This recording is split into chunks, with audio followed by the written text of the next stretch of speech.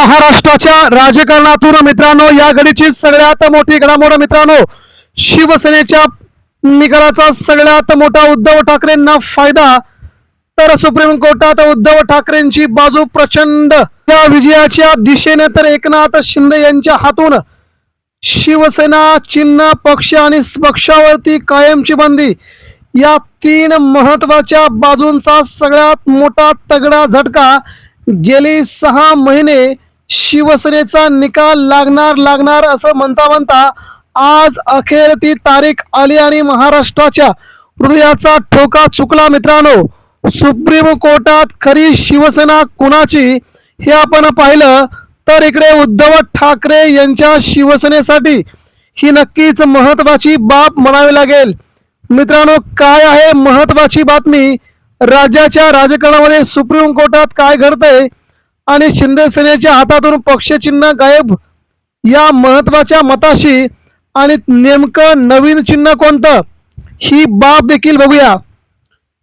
Supreme कोर्टाचा सगळ्यात मोठा आदेश आला आणि एकनाथ शिंदे यांच्या शिवसेनेला दिलेलं पक्षाचं चिन्ह आणि नाव हे तात्पुरत्या स्वरूपातील आहे असा सुप्रीम कोर्टाने जबाब नोंदवला आणि तेव्हापासून ही लढाई सुरू झालेली आता अगदी शेवटच्या टोकावर येऊन पोहोचली.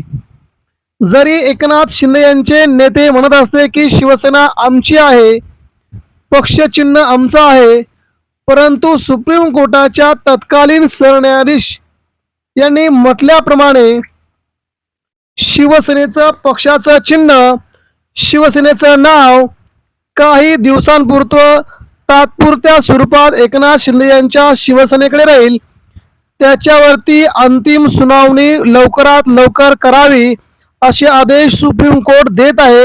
ही जेव्हा मागणी झाली तेव्हापासून गेल्या 1.5 वर्षामध्ये नेमकी शिवसेना कोणाची, शिवसेनेचं पक्षाचं चिन्ह कुणाकडे आणि एकनाथ शिंदे यांच्या शिवसेनेला काय मिळणार, त्यांच्या पक्षावर कायमची बंदी येणार का, 40 आमदार अपात्र होणार का, या सगळ्या प्रश्नांची उत्तरं मित्रांनो आता मिळालेली आहेत आणि हा सगळ्यात मोठा प्रश्न सुटलेला आहे आणि तो सुटलेला आहे तो उद्धव ठाकरे यांच्या बाजूने मित्रांनो. सुप्रीम कोर्टामध्ये उद्धव ठाकरे यांच्या शिवसेनेची सुनावणी अगदी अंतिम टप्प्यावरती असताना उद्धव ठाकरेंना मात्र सर्वोच्च दिलासा मिळाला आहे तो सुप्रीम कोर्टातून मित्रांनो. शिवसेना पक्षावरती आणि शिवसेनेच्या चिन्हावरची ही लढाई उद्धव ठाकरेंनी अर्ध्यात आताच जिंकल्यात जमाय हे आता सर्वश्रुत झालंय आणि एकनाथ शिंदेच्या हातातून पक्ष चिन्ह गेल्यानंतर आता शिंदेच्या शिवसेनेला